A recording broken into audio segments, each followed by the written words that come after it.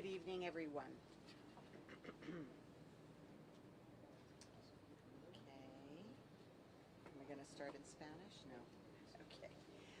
Our search and rescue efforts are continuing. For the last 24 hours and throughout the day, we have continued to see the incredible work of our fire rescue team.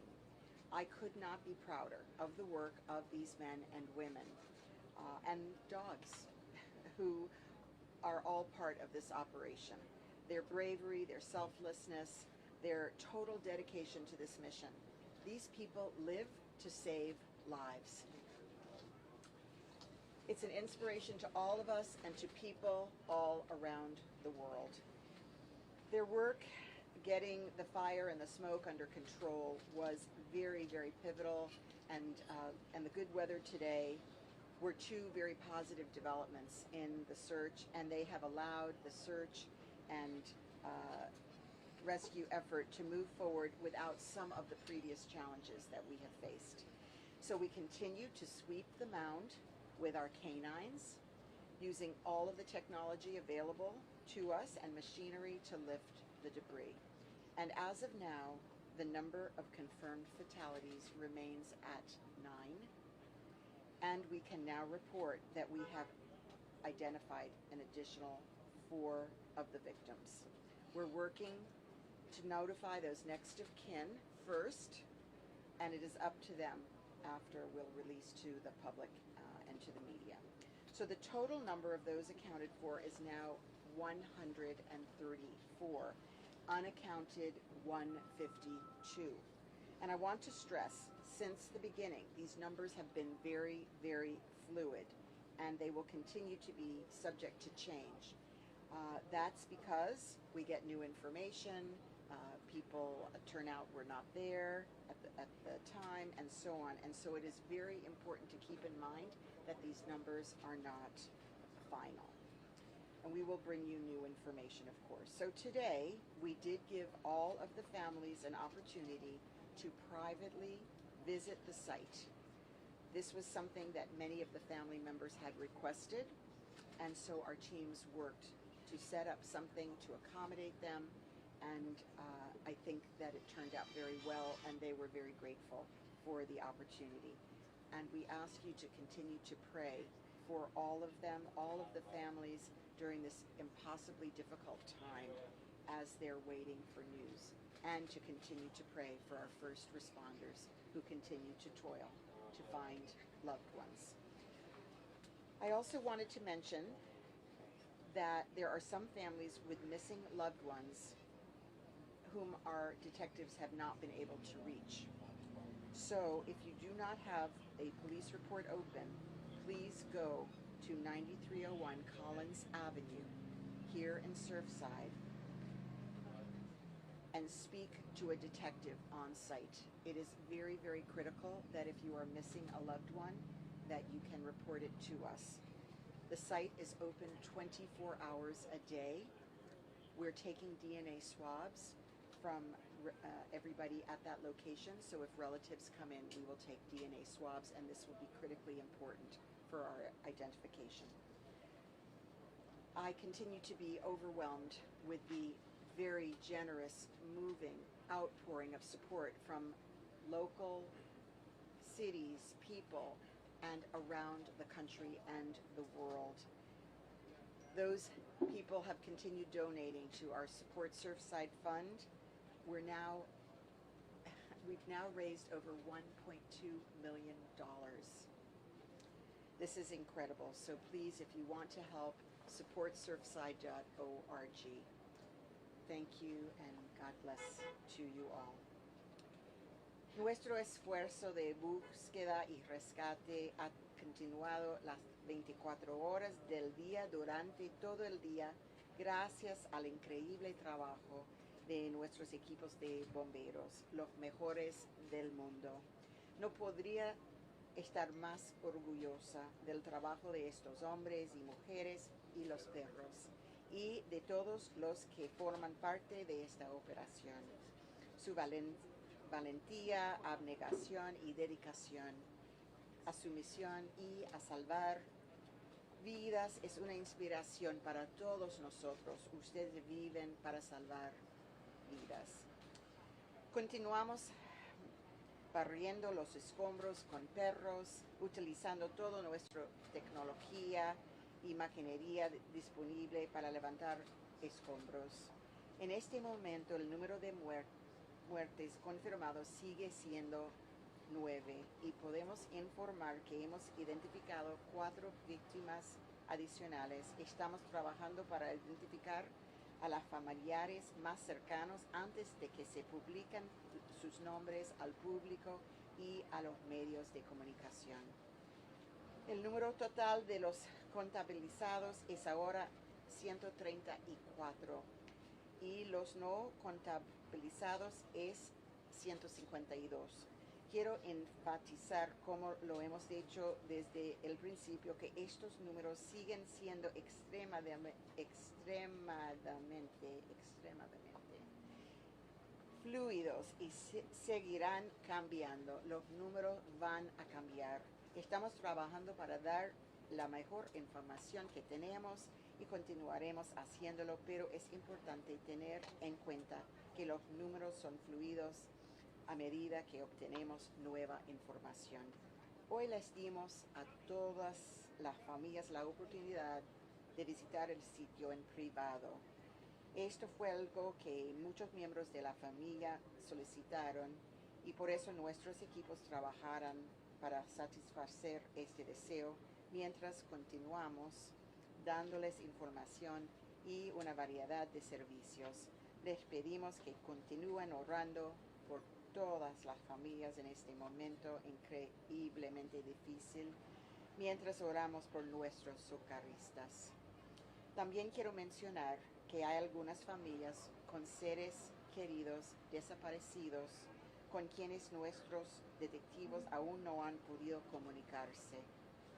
Si aún no tiene un informe policial abierto, por favor vaya a 9301-9301 Collins Avenue para hablar en persona con un detective. Están en el lugar de 20 horas del día.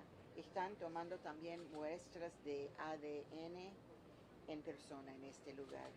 Estoy tan conmovida por la respuesta que hemos visto de nuestra comunidad y de aquellos en todo el mundo que han donado al fondo supportsurfside.org, que ha llegado 1.2 millones. Increíble todo que han donado. Gracias a todos y que Dios te bendiga. Gracias.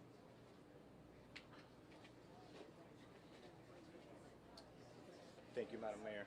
And now Congresswoman Debbie Wasserman-Schultz. Thank you so much.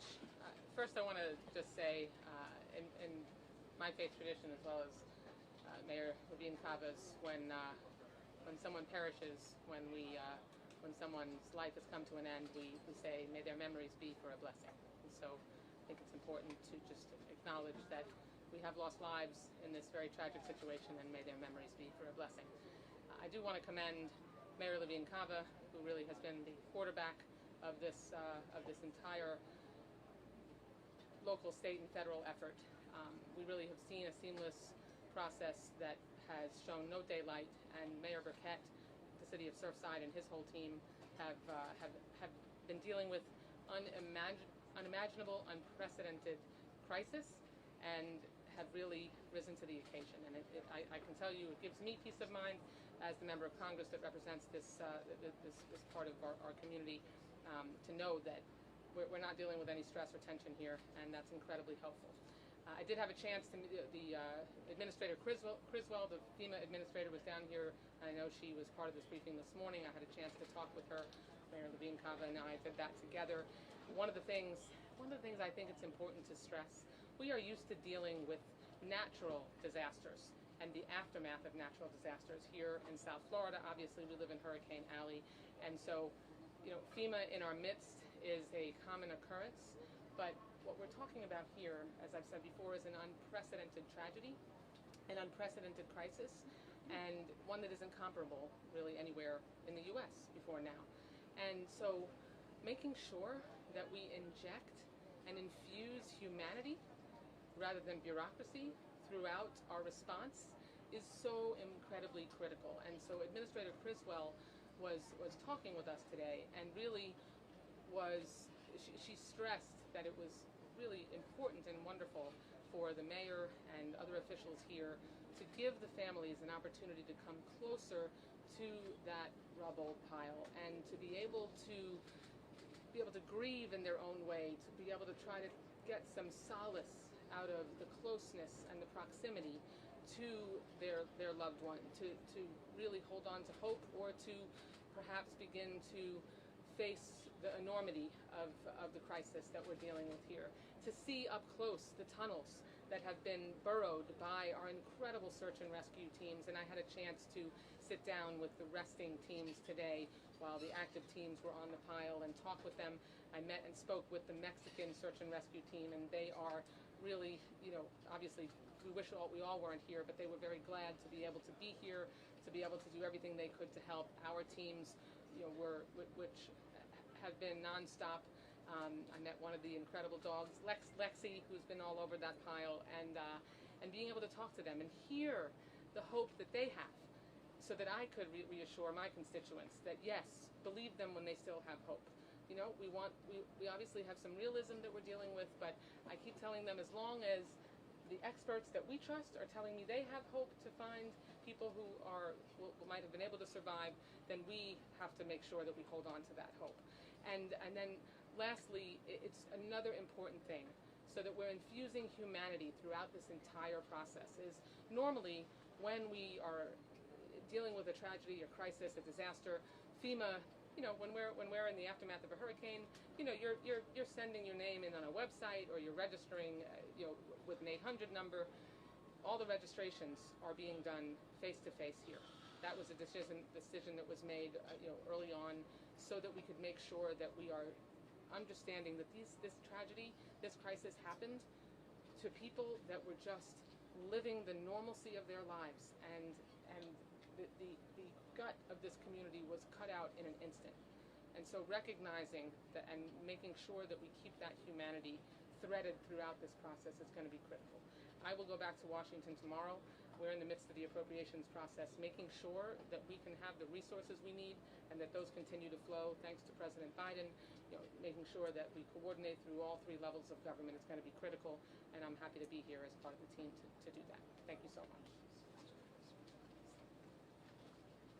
Thank you, Congresswoman. And now, Surfside Mayor Charles Burkett.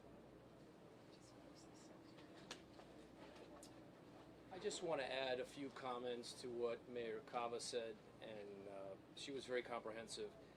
But today, I started my day visiting the families, and I ended my day visiting with the families, and I learned a lot. What I learned was there was a source of optimism injected into the discussion today, in that we had the Israeli search and rescue team present at that meeting. The families were encouraged. I know they were, because I could see it in their faces to have them here. It was very interesting, because there was a very difficult question that was asked by one of the family members, and the question was, in so many words, commander of the Israeli search and rescue team, do you think that the Miami-Dade team has been doing a good job? And everybody paused for a second, and the commander turned around and looked at everybody and said, I think they've been doing a perfect job. That said a lot. And we already knew that. We knew that they're there, they're professionals, they're world class. We've added the Israeli team now.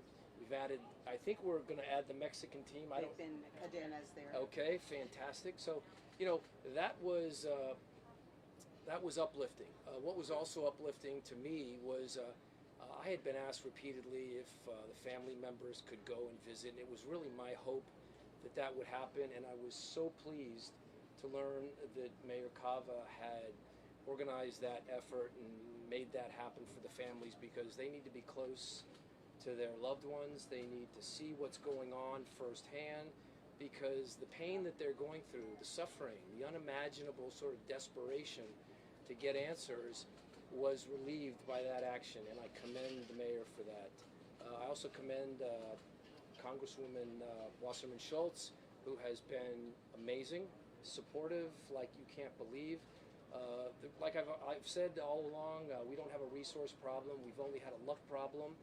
But our luck has, at least with respect to the weather and the fires, has seemed to turn. Now we just need a few more miracles each day, and we need to start pulling people out of that rubble and reuniting them with the families.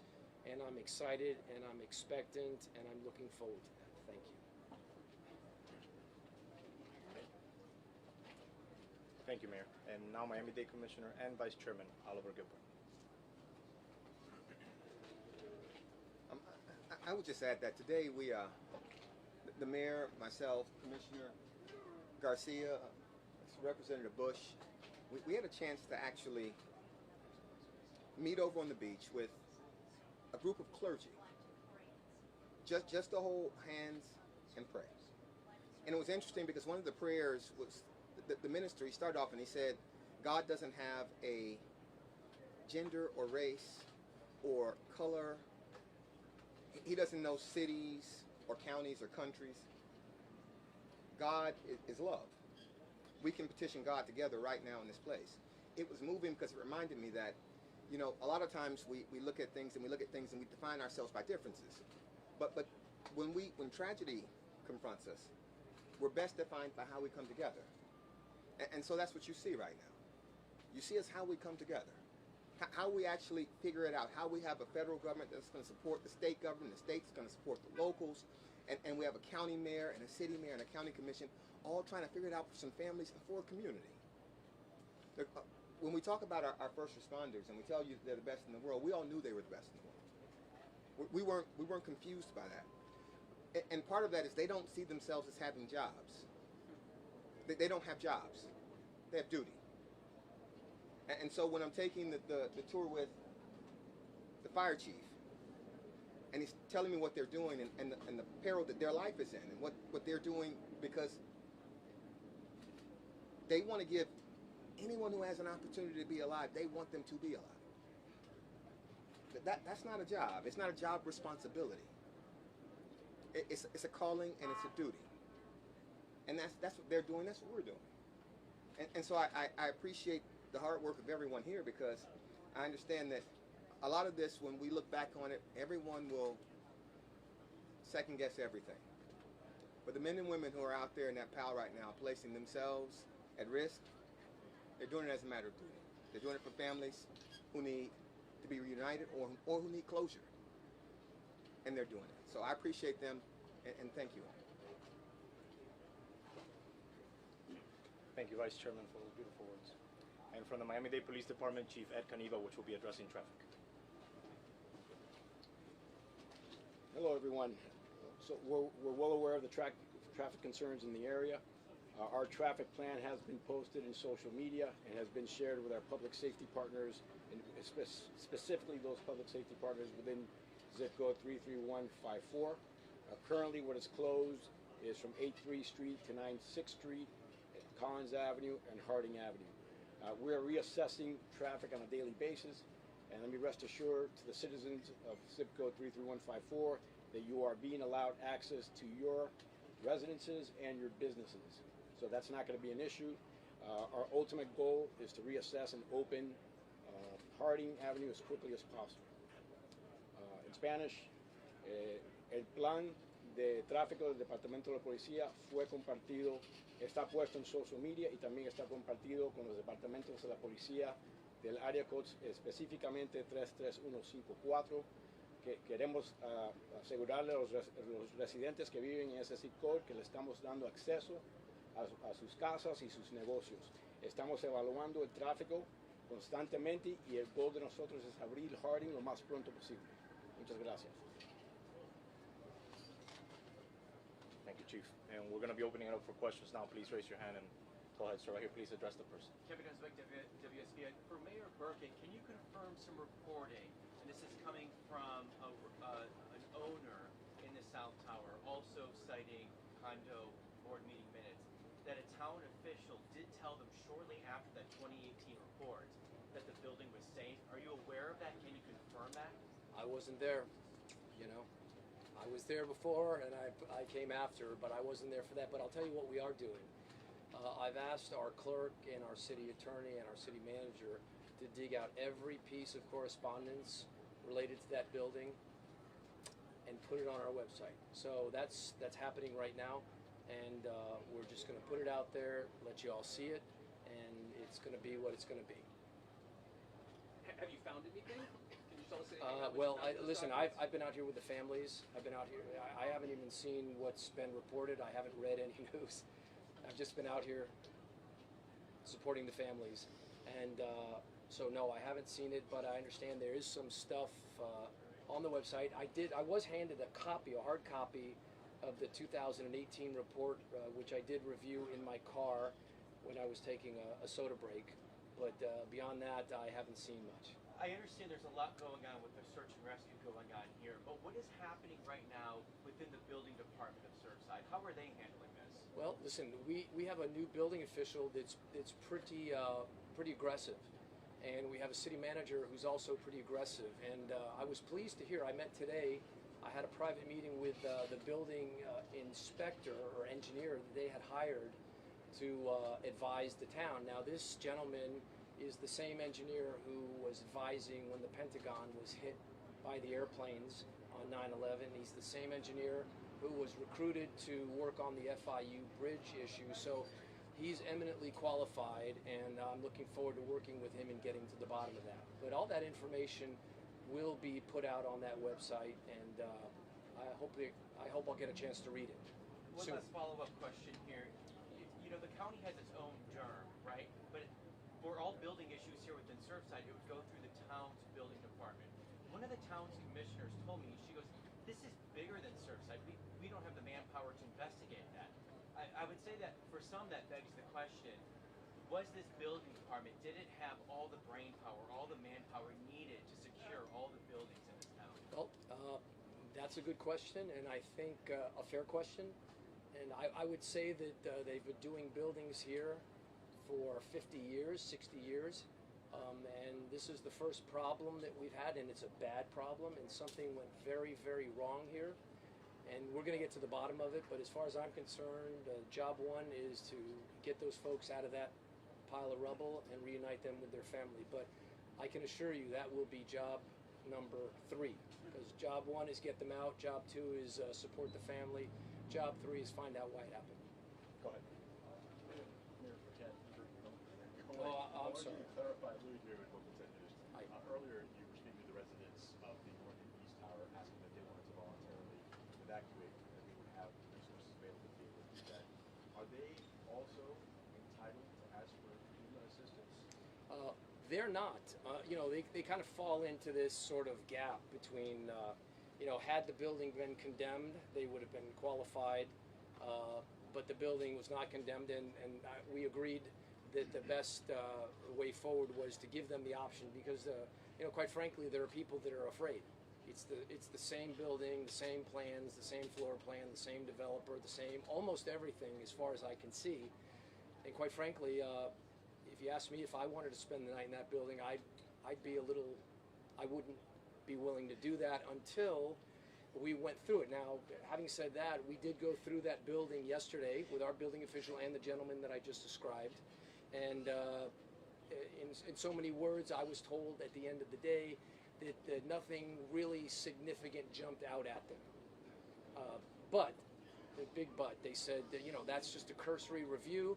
And on Tuesday, the owners of that building are bringing in an engineering firm to do a top-to-bottom forensic sort of study on that, and they're going to use the X-rays and the ground-penetrating radar, and I think we're going to have some good answers. But in the meantime, the folks that don't want to be there, given what Mayor Cava said about the $1,200,000, we had a donor today. I was at a press conference with Mayor Suarez, and this donor specifically earmarked that money for relocation expenses. So that's perfect for what this is, and we're going to, the intention is to use those funds for those people that aren't comfortable staying in the building during the time it's being inspected. Now, we've already had 2 people that went to the Marriott and said, hey, I'm here, I'd like to check in. Yeah, so I've got to get going on that, and we've got to work out the logistics of that issue. Mayor Levine, just a follow-up question on the trench. Do you know if work is continuing? Is work is continuing on that trench, or was that trench solely built to be able to help search and rescue teams put out those fires and give them access? Are we still actively working on that trench? Yes, we have our fire chief here, but yes, they are actively working on the trench, and it actually was extremely helpful for the location of bodies. Do you want to address where we are with that trench and what is the end game of the trench and how deep will it go? Yes, well, the primary goal with the trench was to assist us in suppression of smoldering fire activities and smoke as well, preventing any spread. By creating that trench, it's also given us opportunities to look for different areas in regards to access points to search from. And now continue, and as we continue with our process of delayer in different areas, and same thing where that area occurred with the trench itself, we'll delayer from there and continue on. And Chief, how do you make sure that trench is secure for all your firefighters who are working inside of it? Again, that's another huge concern, obstacle as we're going through. So we have several engineers that are embedded with our task force teams that are out there, our rescue teams, and so they modify. So based on what they see, based on measurements, they kind of guide us in the sense of, stability, a yes or a no in the sense of what we're looking at. What about the respiratory? Chief, real quick, I'm sorry, I'm waiting. Is there any way that you can give us a perspective of how much debris so far has been removed? The governor talked about the warehouse. Have you started that? In other words, is something like we're trying to get a better sense of how much you've gotten to. Definitely monitored. Unfortunately, I don't have the exact numbers, but definitely, we're moving the debris field, to the rear, or I guess I could say east from where we've been working. So I mean, definitely, we're transferring a lot, but I don't have the exact amount of. Any of the grids that you've set out that you're confident are good, they've been looked at, they're not going to go back to that area? No. The rescue grids are defined, and that's just the process how we search, and we'll continue searching as far down. So no grid. Can I get? I'm sorry. The last question here. Yes, Ana Cuervo with Telemundo for the mayor. We've received calls from hotels offering free rooms for the displaced families, from funeral directors offering free funeral services for the fatal victims. How much of that type of thing is FEMA going to take care of, and how quickly will the victims learn of this? How quickly can that happen? En español, por favor. Estamos con fondos de FEMA para los que califican y, por ejemplo, extranjeros, gente que no son americanos, no pueden calificar. Entonces, fondos pueden ayudar a los demás y también es muy importante estos tipos este tipo de ayuda de las funerarias, de la vivienda. Y estamos con alguien que está coordinando todos los voluntarios y todas las donaciones y ellos pueden llamar a los números que hemos dado para comunicar lo que quieren donar. Gracias. Porque FEMA demora, ¿verdad? No solamente es que demora, es que posiblemente no va a calificar. Sí, demora. En Red Cross también tiene cuartos donde pueden quedar gente. Okay.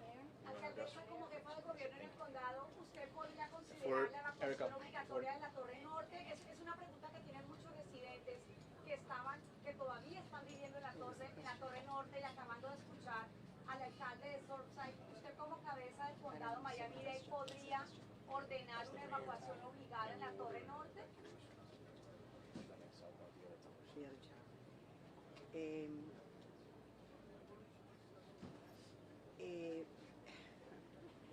Ese edificio pertenece a la ciudad y tienen que tener razón para evacuarlo.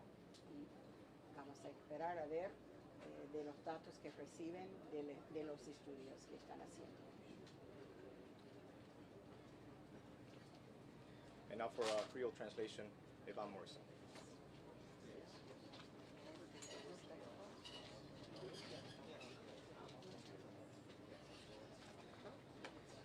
Bonsoir tout le monde. Ça n'a dit nous aujourd'hui, c'est que l'équipe nous qui est là pour service d'urgence, continue à travailler 24 heures sur 24 et il a fait un pile gros travail que secouristes professionnels tant que yo, ensemble avec l'autre partenaire yo, a fait chaque jour. Yo kembe différent avec la fumée.